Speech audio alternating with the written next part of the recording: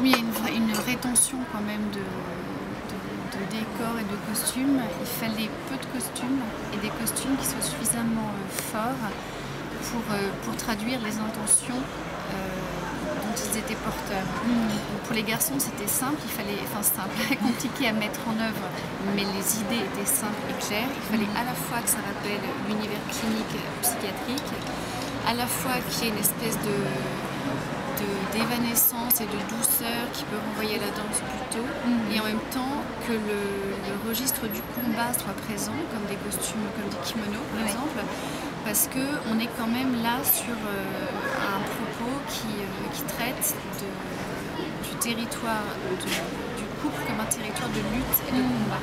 Donc ces trois choses, tu les as vraiment bien faites avec ce pantalon jupe-culotte vert, très peu sophistiqué mais juste ce qu'il faut avec ce contraste de noir et de blanc. Ça, c'est quelque chose de bicolore qui fait voilà. ce yin et le yang. Voilà, exactement. Donc là, on était vraiment très juste.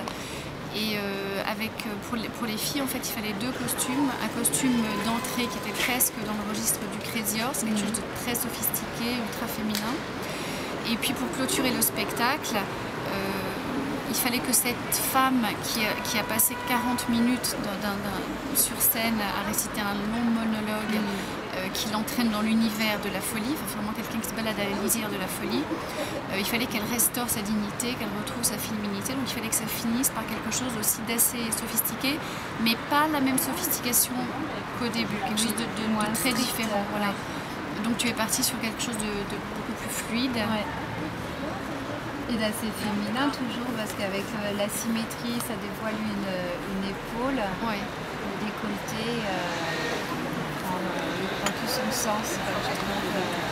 Même c'est comme si c'était une porte de sortie aussi pour le côté asymétrique. On voit qu'une partie et pas l'autre. Et puis tout le jeu du drapé, dans la démarche, je ne sais pas si elle va beaucoup bouger avec sa robe. Mais elle sera emportée par un des danseurs. Et la matière satinée aussi avec les reflets.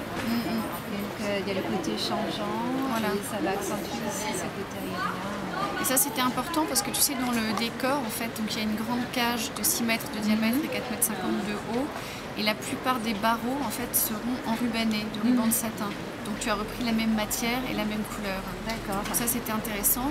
De même que pour les plumes, comme on est dans une cage à l'intérieur de laquelle il y a des origamis, des grues avec quelques plumes, en mettant quelques plumes sur la robe, on imagine presque que cette femme puisse prendre son envol. Et comme elle est beaucoup dans le registre aussi animal à certains moments, et qu'elle a une technique de décorporation en fait pour se transformer en oiseau, en chat, en libellule, etc. Il y a peut-être un renvoi aussi à cette animalité. Elijah.